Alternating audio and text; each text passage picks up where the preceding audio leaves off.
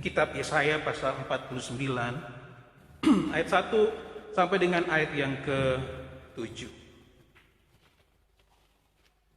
Ini adalah bagian yang panjang dari pasal 49 sampai 55 tentang hamba Tuhan atau hamba Yahweh. Dan di pasal 49 ini judul yang diberikan oleh Lembaga Alkitab Indonesia, hamba Tuhan sebagai terang di tengah-tengah segala bangsa.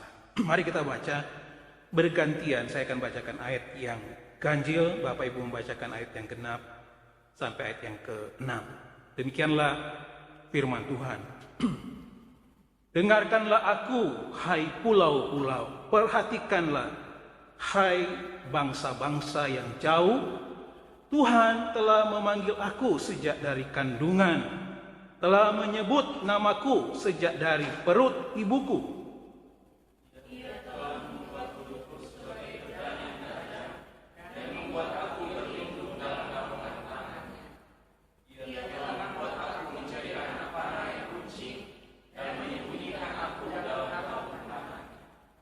Ia berfirman kepadaku, engkau adalah hambaku Israel, dan olehmu aku akan menyatakan keagunganku.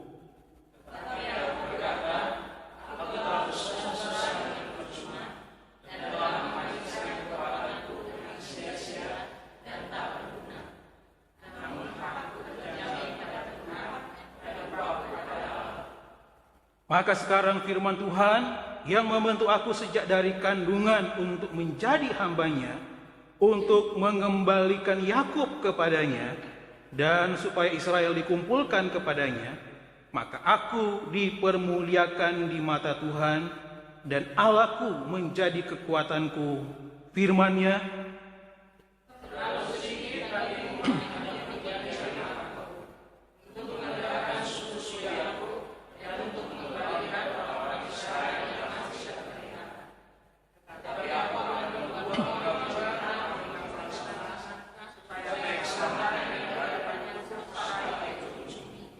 beginilah firman Tuhan, penebus Israel, Allahnya yang Maha Kudus, kepada Dia yang dihinakan orang, kepada Dia yang dijijikkan bangsa-bangsa, kepada hamba penguasa-penguasa.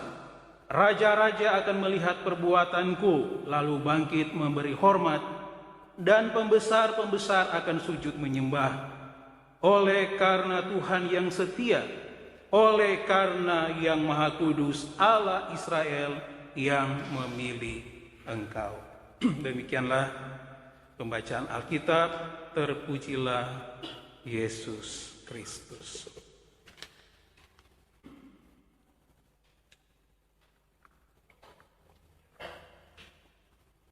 Salam sejahtera untuk kita semua, Shalom. Yesaya pasal 49 ayat 1 sampai dengan ayat yang ke-7. Saya melihat bagian ini berbicara tentang pembentukan umat yang tertebus.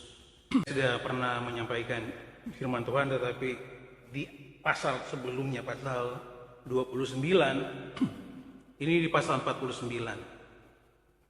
Yesaya berarti Tuhan adalah keselamatan, dan Dia adalah nabi keselamatan. Namun keselamatan dan penghakiman selalu bersama-sama dalam Alkitab. Jika Anda tidak mau diselamatkan, maka Anda akan dihakimi. Oleh karena itu, Yesaya menggabungkan kedua tema ini. Di pasal 1 ayat 1 sampai pasal 35 ayat 10 berbicara tentang penghakiman, dan di Yesaya 40 ayat 1 sampai pasal 66 ayat 24 membicarakan tentang keselamatan. Bagian pertama Yesaya pasal 1 ayat 39, pasal 1 sampai pasal 39 berisi 4 kelompok besar materi.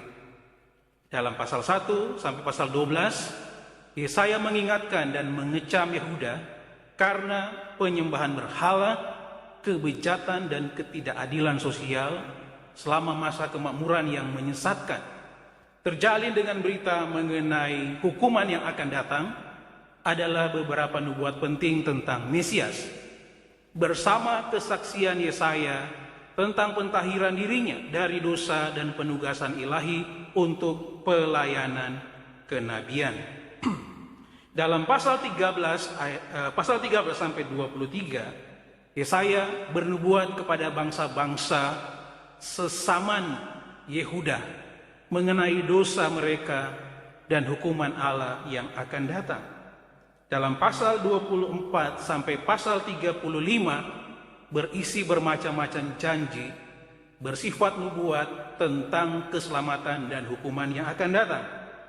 Dalam pasal 36 sampai pasal 39 mencatat aneka cuplikan sejarah dari kehidupan Hizkia yang serupa dengan 2 Raja-Raja 18 ayat 13 sampai pasal 20 ayat 21.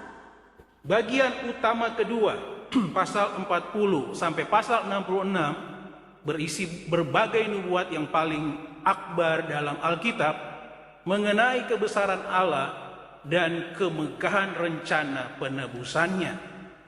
Pasal-pasal ini membangkitkan harapan dan hiburan dalam umat Allah pada tahun-tahun terakhir pemerintahan Hizkia dan untuk abad-abad selanjutnya. Bagian ini penuh dengan penyataan nubuat mengenai kuasa dan kemuliaan Allah dan janji-janjinya untuk memulihkan kaum sisa di Israel yang benar dan berbuah dan di antara bangsa-bangsa sebagai perwujudan penuh dari kasih penebusannya. Saya ingin juga mengulang lagi ajaran-ajaran utama dalam kitab Yesaya. Pasal 1 sampai pasal 35, Israel umat Allah yang setia. Kemudian di pasal 36 sampai pasal 39, Hizkia hamba Allah yang penakut. Dalam pasal 40 sampai pasal 66, nubuatan tentang Yesus Kristus hamba Allah yang setia. Dalam pasal-pasal ini ada 3 bagian besar, yaitu pemberitaan tentang kemuliaan Allah dalam memberikan penyelamatan dan penghiburan kepada bangsa Israel, pasal 40 sampai pasal 48, pemberitaan tentang kedatangan seorang penyelamat bangsa Israel dan penyelamat bangsa lain, dan juga pemberitaan tentang penderitaan yang akan dialami oleh penyelamat di pasal 49 sampai 53 ayat yang kita akan bahas pada hari ini. Kemudian yang ketiga, pemberitaan keselamatan dan keadaan masa depan dalam pemerintahan Raja Penyelamat yang kekal, pasal 54 sampai pasal yang ke-66. Mengapa saya harus menyebut kembali bagian ini? Karena ternyata ada sebagian orang yang tidak mempercayai bagian-bagian firman Tuhan ini sebagai bagian yang utuh yang disingkapkan kepada Yesaya. Sehingga ada berbagai kelompok yang menafsirkan bahwa ini yang disebut dengan proto Yesaya, Dutro Yesaya, dan Tirto Yesaya. Penggunaan kata-kata itu sebenarnya mengacu kepada ketidakpercayaan mereka bahwa kitab Yesaya seluruhnya ditulis oleh Yesaya. Tapi sekali lagi, itu bagian dari cara menafsirkan oleh kelompok yang tidak menyetujui bahwa Yesaya ditulis oleh kitab Yesaya secara keseluruhan. Sekali lagi, itu pemahaman yang tidak terhindarkan lagi. Bahkan di FHK itu dicatat, dan tadi malam saya sempat memposting ke beberapa teman gembala. Kenapa itu ada di FHK itu? Karena itu adalah cara pendekatan dari kaum liberal yang tidak menyetujui bahwa seluruh kitab Yesaya ditulis oleh Yesaya. Cara sebagian pasal 49 sampai pasal yang ke 55 ini dan seterusnya sampai pasal yang ke-66 berbicara tentang masa yang akan datang. Kenapa Yesaya bisa membicarakan hal-hal yang belum terjadi padahal dia tidak ada di masa itu? Itu yang dipermasalahkan oleh kaum liberal. Tetapi bagi kita yang mengakui sebagai orang-orang yang percaya bahwa Allah adalah sumber kebenaran dan dia mampu menyingkapkan rahasia-rahasia kepada Yesaya walaupun Yesaya belum ada pada waktu itu. Allah mampu menunjukkan kepada Yesaya di tempat dimanapun Yesaya belum berada, tetapi Allah yang punya semua rancangan dan rahasia-rahasia itu disingkapkannya kepada Yesaya. Secara pribadi saya minta maaf kepada para gembala yang lain yang menggunakan itu, tetapi saya secara pribadi tidak setuju dengan pembagian proto Yesaya, Lutro Yesaya, dan Tirto Yesaya. Karena itu sama saja mengatakan bahwa Yesaya ini tidak seluruhnya ditulis oleh Yesaya dan bahkan bagian-bagian selanjutnya itu adalah kutipan-kutipan dari satu masa yang tidak diketahui sumbernya. Itu yang disebut dengan teori sumber. Tapi bagi kita jemaat Tuhan yang tidak belajar itu hanya dapat menerima dengan kata-kata dan mungkin dengan iman saja. Tetapi kalau kita yang mengerti bagian-bagian itu, saya secara jelas dan tegas saya menolak teori itu. Karena itu pemahaman yang tidak sama dengan pemahaman saya. Keselamatan hanya datang dari Allah. Dan melalui pelayanan sang hamba Allah, keselamatan mencakup pembebasan dari hukuman dosa dan suatu kehidupan baru yang penuh perlindungan, sukacita, dan damai sejahtera. Lingkupnya mencakup seluruh dunia. Ini yang menjadi core-nya. Kenapa kita membahas pasal-pasal ini sebagai bagian dari penyingkapan rahasia Allah? Berikutnya, pelayanan ilahi sang hamba Tuhan terhadap pembentukan suatu umat yang kudus. Dalam pasal 49 ayat 1 sampai ayat yang ke-7. Sekali lagi, ini adalah nyanyian, dalam bentuk nyanyian, di mana Yesaya mau menggambarkan bagaimana Allah yang tidak terbatas kekuasaannya, tetapi Allah yang sama, yang mempunyai kerinduan supaya bangsa Israel diselamatkan. Dan bahkan bukan hanya bangsa yang Israel yang diselamatkan, tetapi semua bangsa. Ini bagian yang unik yang dicatat oleh Yesaya sendiri. Karena apa ini bagian yang unik? Karena ini orang Israel ini sedang mau diangkut ke pembuangan. Sudah akan dijebloskan di dalam waktu yang tersusah. Di waktu-waktu sejarah mereka, kita sudah tahu bersama bahwa Israel pernah diangkut ke Babilonia, Mesopotamia 70 tahun. Itu bukan waktu yang pendek. Itu bukan penjajahan.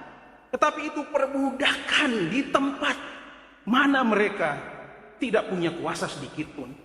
Tetapi di saat yang sama ini yang tidak diterima oleh kaum liberal, kenapa Yesaya mencatat bahwa orang bangsa yang mengangkut mereka ke pembuangan adalah bangsa yang ternyata juga akan diselamatkan oleh Allah. Mungkin kalau saya sebagai Yesaya, bangsa saya diangkut ke bangsa mereka. Dan ketika mau menubuatkan tentang bangsa-bangsa, saya tidak akan tega menyebut bangsa itu akan diselamatkan oleh Allah. Karena mereka sudah berbuat menyiksa bangsa mereka, bangsa Israel. Tetapi kita melihat di sini betapa ini dilakukan oleh Yesaya, karena Yesaya melihat penyingkapan rahasia Allah, pelayanan ilahi sang hamba Tuhan terhadap pembentukan suatu umat tertebus, suatu umat yang kudus. Siapa umat tertebus itu? Siapa umat yang kudus itu? Kalau tadi kita membaca di Nas Pembimbing Kisah Rasul pasal 1 ayat yang ke-8, tetapi kamu akan menerima kuasa kalau Roh Kudus turun ke atas kamu, dan kamu akan menjadi saksiku di Yerusalem dan di seluruh Yudea dan Samaria dan sampai ke ujung bumi. Bukan hanya di Yerusalem, tetapi akan sampai ke ujung bumi. Itu bukan hal baru. Itu bukan barang baru. Sekali lagi kalau orang lain bilang, itu bukan barang baru. Itu stok lama. Sudah pernah disingkapkan oleh Yesaya. Di Yesaya pasal 49. Bagaimana hamba Tuhan itu sendiri yang akan membentuk suatu umat yang kudus, umat yang tertebus. Dan disampaikan di sana siapa umat tertebus itu, siapa bangsa yang kudus itu. Pertanyaannya bagi kita sekarang, bagaimana caranya kita maju satu lagi? Bagaimana caranya kita meresponi pelayanan ilahi sang hamba Tuhan terhadap pembentukan suatu umat yang kudus? Pertanyaan yang bagi kita sekarang, karena pasal 49 ini adalah masalah ketika disampaikan kepada orang Israel yang sedang akan dijebloskan ke dalam masa pembuangan sepanjang 70 tahun.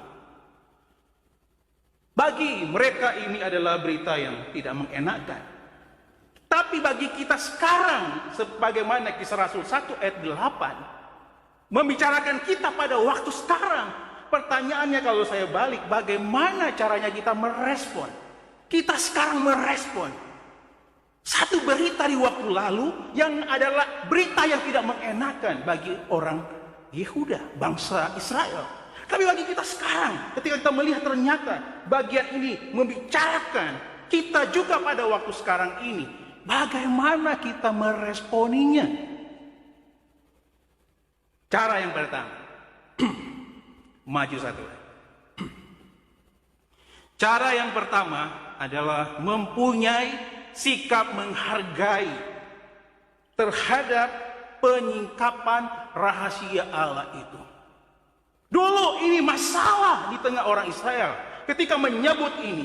Ketika Yesaya menubuatkan, ternyata bagian dari pembentukan umat yang tertebus itu adalah orang-orang yang menjajah mereka secara fisik. Orang-orang kafir di luar Yahudi dibicarakan juga di pasal 49 ini. Bagaimana kita merespon pelayanan ilahi sang hamba Tuhan terhadap pembentukan gereja di waktu sekarang ini. Kita sudah ada di dalam nubuatan yang dibuat oleh Yesaya di pasal 49 ini. Di waktu itu masalah, sekarang membicarakan kita sekarang. Bagaimana caranya kita meresponi bagian itu? Wow, ini adalah sukacita yang besar.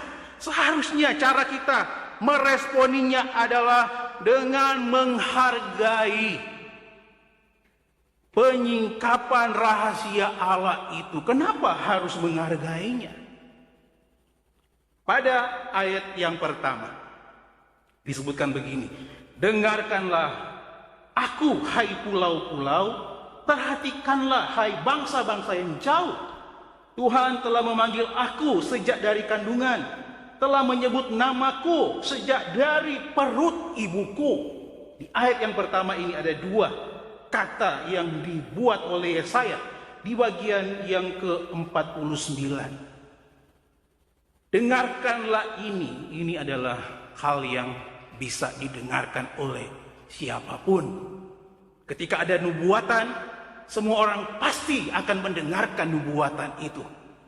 Tetapi yang kedua ini, perhatikanlah hai bangsa-bangsa yang jauh. Ini menjadi sulit ketika mereka mendengarkan nubuatan itu, nyanyian hamba Tuhan, nyanyian yang dibuat oleh Yesaya di sini. Ketika mereka mendengarkan nyanyian itu adalah hal yang indah. Tetapi ketika diminta oleh Yesaya supaya mereka memperhatikan nubuatan itu, yang ternyata nubuatan itu bukan hanya untuk orang Israel saja, tetapi bagi semua bangsa, itu akan sulit untuk dikerjakan. Oleh karena itu saya memberikan satu cara yang pertama bagi kita sekarang adalah menghargai penyingkapan rahasia Allah itu. Memperhatikan, kayak lagi ini bahasa yang sepertinya sederhana, hanya mendengar dan memperhatikan, bukan memperhatikan biasa permintaan dari Yesaya di sini dalam nubuatan di sini. Tapi ada sesuatu kegerakan dalam hatinya sehingga dia terlibat dalam pembicaraan itu. Itu yang disebut dengan kausati. Tidak hanya memperhatikan tetapi menyebabkan sehingga kita ada di dalam pembicaraan itu. Bagi orang Israel, sekali lagi ini tidak akan sampai pada bagian itu. Mereka tidak akan memperhatikannya, mendengarkan ya, tetapi memperhatikan itu suatu hal yang sulit. Untuk mereka terlibat di dalam diskusi itu pasti yang akan muncul. Kalau kita membaca seluruhan kitab Yesaya dan kitab Yeremia, nabi-nabi ini dianiaya oleh orang Israel. Karena menubuatkan tentang masa di mana mereka akan teraniaya, mereka akan menderita. Dan ketika mereka sedang menderita, ada nubuatan tentang pemulihan bangsa-bangsa yang lain, pembentukan umat yang tertebus, umat yang kudus. Mereka tidak akan menyebabkan terlibat dalam pembicaraan itu. Tetapi kita sekarang harus menghargainya.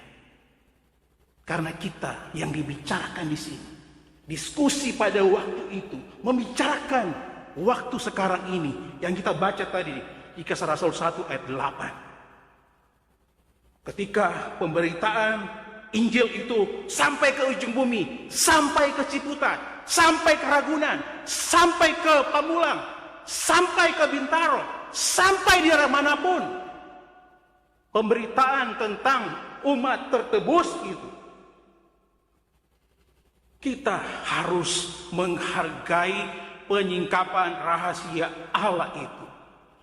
Berikutnya, pewahyuan Allah tentang dirinya dan tujuannya dimaksudkan untuk didengarkan, dipahami, dan dilaksanakan. Sebagaimana diskusi yang saya sebutkan tadi, ayat 1 dan ayat 2 ini sulit untuk menyebabkan mereka terlibat di dalam diskusi tentang nubuatan pembentukan satu umat yang tertebus itu. Ketika sudah melibatkan bangsa-bangsa yang jauh disebutkan pada ayat yang pertama ini. Di ayat yang kedua, ia telah membuat mulutku sebagai pedang yang tajam dan membuat aku berlindung dalam naungan tangannya. Ia telah membuat aku menjadi anak panah yang runcing dan menyembunyikan aku dalam tabung panahnya. Bagaimana Yesaya melihat dirinya sebagai aset dari Allah. Di dalam keadaan yang sulit, dalam kondisi yang sulit, tetapi sebagai aset yang dari Allah, nubuatan tentang pembentukan umat yang tertebus itu, dia harus menyerukannya.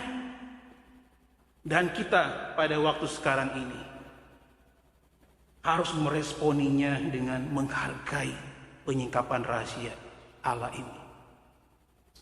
Pewahyuan Allah tentang dirinya dan tujuannya dimaksudkan untuk didengarkan, dipahami, dan dilaksanakan. Bukan hanya didengarkan saja, tapi dipahami. Setelah dipahami, dilaksanakan. Untuk waktu di mana orang Israel mendengarkan bagian ini, tahap-tahapan itu tidak akan terjadi. Tetapi sekali lagi bagi kita sekarang ini, kita meresponi penyingkapan rahasia itu yang terjadi di waktu yang lalu dengan menghargainya. Itu respon yang pertama. Yang kedua, pada ayat 3 dan 4, selain kita menghargainya, yang kedua kita harus mempunyai sikap taat terhadap penyingkapan rahasia Allah itu. Ia berfirman kepadaku, "Kau adalah hambaku Israel, dan olehmu aku akan menyatakan keagunganku." Tetapi aku berkata, "Aku telah bersusah-susah dengan percuma, dan telah menghabiskan kekuatanku dengan sia-sia dan tak berguna. Namun hakku terjamin pada Tuhan dan upahku pada Allahku. Sikap yang taat yang diminta Allah kepada kita sekarang ini. Bagi Israel sekali lagi, itu hal yang tidak akan mudah untuk diterima mereka karena mereka ada pada situasi, kondisi yang sulit. Ketika saya berbicara tentang situasi yang sulit, dan kita sekarang, katakanlah kita berada pada situasi yang sulit. Sesulit apapun situasi kita, sebagai orang percaya berhadapan dengan situasi yang sulit, kita tidak pernah menerima situasi yang sulit seperti situasi yang dialami oleh orang Israel pada waktu ini. Bukan hanya dijajah, tapi mereka diangkut ke pembuangan. Bagaimana bisa menunjukkan sikap taat kepada Allah? Itu adalah hal yang susah, hal yang sulit untuk ditunjukkan karena mereka kecenderungan yang memberontak. Terus memberontak, dan mengapa pertanyaan itu akan dimunculkan terus-menerus? Walaupun disebutkan pada bagian berikutnya, pada pasal 4 bagian terakhir, namun hakku terjamin pada Tuhan dan upahku pada Allahku. Walaupun itu disebutkan pada waktu itu hanya menjadi kata-kata biasa. Tapi bagi kita sekarang, di waktu gereja sekarang ini, di waktu pasca penuangan Roh Kudus, di mana Roh Kudus sudah bekerja dalam hidup kita, kita mempunyai sikap taat terhadap penyikapan rahasia itu. Haleluya, puji Tuhan. Kata-kata kita sekarang ini, tidak ada yang kebetulan kita menjadi orang percaya, tidak ada yang kebetulan kita menjadi gereja, tidak ada yang kebetulan kita terhisap di dalam komunitas yang baru ini. Tidak ada. Sekali lagi kita melihat di sini, kita mengucap syukur. Di saat yang berbeda, kita harus mempunyai sikap taat. Sikap taat sekali lagi tidak mudah. Mungkin Bapak Ibu berkali-kali mendengar khotbah saya, dan saya cenderung untuk pesimis melihat keadaan sekarang, di mana ketaatan itu sudah sulit didapatkan. Kata-kata taat itu, kalau dibalikkan pada situasi orang Israel seperti ini, akan sulit. Dan membicarakan kita yang terhisap di dalam komunitas itu, seharusnya kita tidak ada masalah yang lebih besar daripada orang Israel itu. Bagaimana kita bisa taat? Bagaimana kita bisa mengejar upah? Ketaatan itu memang ujian bagi kita, bagi saya, bagi jemaat, bagi PM Paulus di Kuta. Dan sekali lagi saya mengulang-ulang, mungkin ada yang sudah bosan mendengar kata-kata saya. Pandemi ini ada positifnya, tetapi ada negatifnya. Positifnya apa? Kita bisa melayani Tuhan. Hari ini istri saya ada di Nado, yang mengikuti ibadah kita. Itu mujizat Tuhan. Tapi yang lain, sekali lagi ini, sudah terpola dengan keadaan di mana dia bisa melakukannya sebebasnya, seenaknya, sekenap perutnya sendiri. Sikap taat itu sudah mulai tipis nilainya, konsekuensinya. Ketaatan itu di sisinya yang sebelah adalah disiplin. Bagaimana kita bisa katakan taat kalau tidak disiplin? Bagaimana kita bisa katakan taat kalau hidup kita tidak berani membayar harga? Bagaimana upah kita akan dapatkan kalau kita tidak bekerja dengan disiplin? Itu harga sekarang yang perlu kita bayar. Kesulitan memang gereja-gereja sekarang membicarakan tentang itu. Tetapi yang jelas, kalau dia terpola, itu lebih sulit daripada orang Israel yang diangkut ke pembuangan. Lebih baik diangkut kepada pembuangan, kepada penderitaan secara fisik. Di sana, kalau saudara mengingat kembali peristiwa-peristiwa di Ambon, di Poso, Gereja mengalami transformasi karena teraniaya. Mungkin kalau saya sebagai hamba Tuhan, saya berdoa diutus pada situasi itu. Diciptakan situasi itu kembali oleh Allah. Sehingga kita akan berseru-seru kepada Tuhan. Meminta supaya Tuhan menolong kita. Supaya Tuhan menjaga kita. Tuhan melindungi kita. Kita sudah ada pada situasi di mana Allah menginginkan kita ada pada umat yang tertebus. Tapi perilaku karakter, sikap orang percaya semakin lama semakin membuat saya pusing 7 keliling. Karena sekali lagi saya selalu berkata-kata, mungkin Bapak Ibu sudah mules mendengar kata-kata saya. Banyak orang percaya yang jago sekali berdalih. Hidupnya penuh dengan dalih. Masalah sedikit menjadi masalah yang besar. Apalagi masalah besar. Tidak ada masalah menjadi masalah. Apalagi ada masalah. Hidupnya pasti menunjukkan kekristenan yang sebenarnya dia belum Kristen. Itu pembicaraan saya dengan 2 orang di minggu ini. Sulit sekali kita membuktikan hal itu. Kita harus mempunyai sikap yang taat. Bersikap taat terhadap penyingkapan rahasia ini. Yang membicarakan kita sekarang. Di waktu lalu Israel tidak akan menerima bagian ini. Kita yang dibicarakan di sini harus bersikap taat terhadap penyingkapan ini. Dan bahkan di waktu yang sulit, Yesaya menyebutkan, dan upahku, namun hakku terjamin pada Tuhan, dan upahku pada Allahku. Dalam berbagai kesulitan, Yesaya menyebutkan tetap di dalam Allah. Yang sulit tetapi di dalam Allah. Yang jelas adalah ketaatan dimunculkan, upah menanti kita. Kalau kita tidak taat sekarang, minta maaf nanti kalau kita bertemu dengan Yesus Kristus di takhta pengadilan atau yang kita kenal dengan bema. Mungkin nanti di sana baru kita sadar. Ternyata sepanjang hidup kita tidak taat. Tidak taat, tidak ada upahnya. Tidak bekerja, tidak ada upahnya.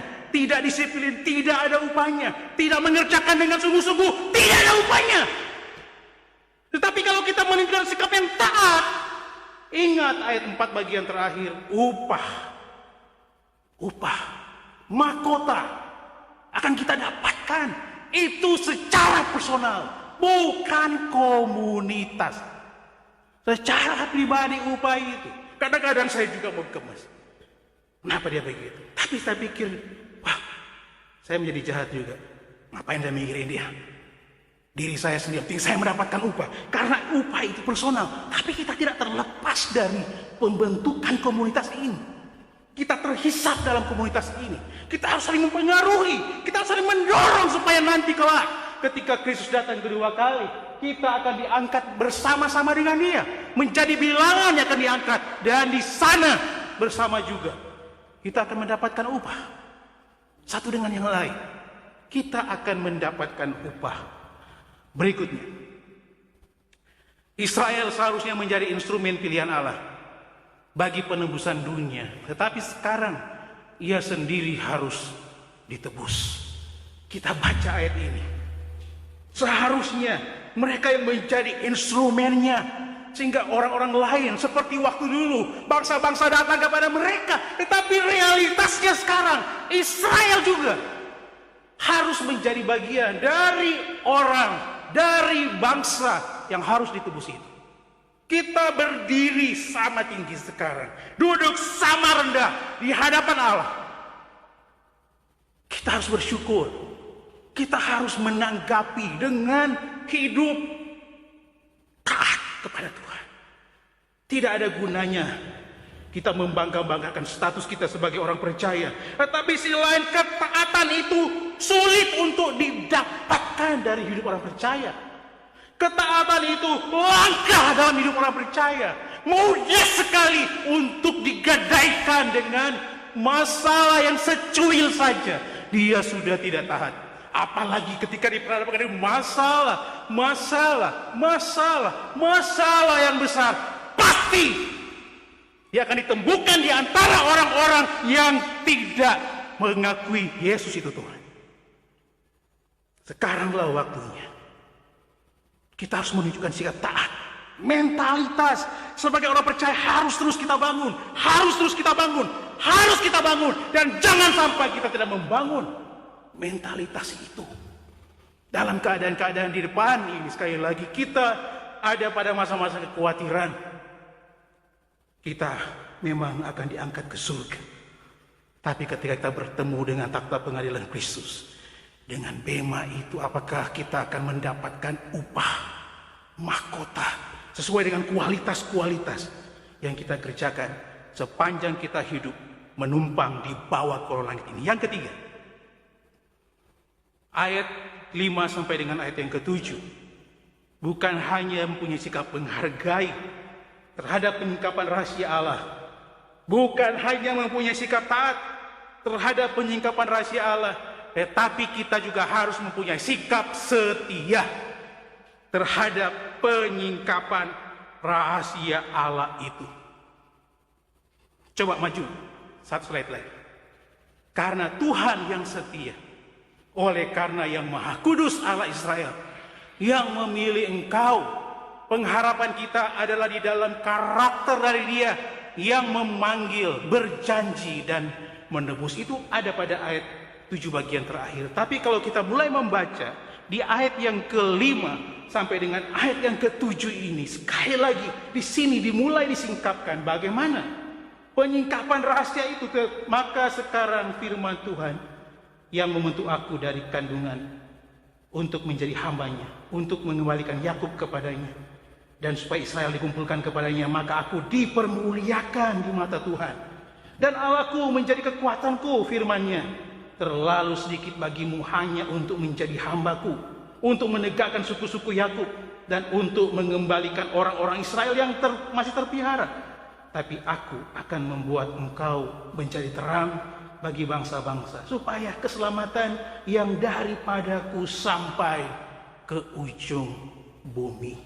Beginilah firman Tuhan, penebus Israel, Allah yang Maha Kudus, kepada yang dihinakan dan kepada Dia yang dijadikan bangsa-bangsa, kepada hamba penguasa-penguasa, raja-raja akan melihat perbuatanku, lalu bangkit memberi hormat, dan pembesar-pembesar akan sujud menyembah. Oleh karena Tuhan yang setia, oleh karena yang Maha Kudus, Allah Israel yang memilih engkau. Kita harus meresponinya dengan sikap setia terhadap penyingkapan rahasia itu. Disebutkan di situ, Allah kita itu adalah Allah yang setia. Allah itu setia, tidak pernah berubah setianya. Kita harus menyatakan, meresponi, menanggapinya juga dengan sikap setia terhadap penyingkapan rahasia itu. Tuhan ingin supaya kita, maju satu lagi. Tuhan ingin supaya, menurut satu lagi, Tuhan ingin supaya kita secara rohani dapat bangun dan menerima pemulihan dan kuasanya yang tidak terbatas. Keinginan Tuhan supaya kita secara rohani dibangunkan dan menerima pemulihan dan kuasanya yang tidak terbatas. Kita harus setia. Kita harus mempunyai sikap setia terhadap penyingkapan rahasia Allah. Hargailah bagian yang terakhir. Hargailah kedudukan yang Tuhan berikan dengan melakukan perbuatan-perbuatan yang mencerminkan pribadi anaknya, yaitu berpikir seperti Kristus berpikir, bukan tetap berpikir sebagai manusia berdosa.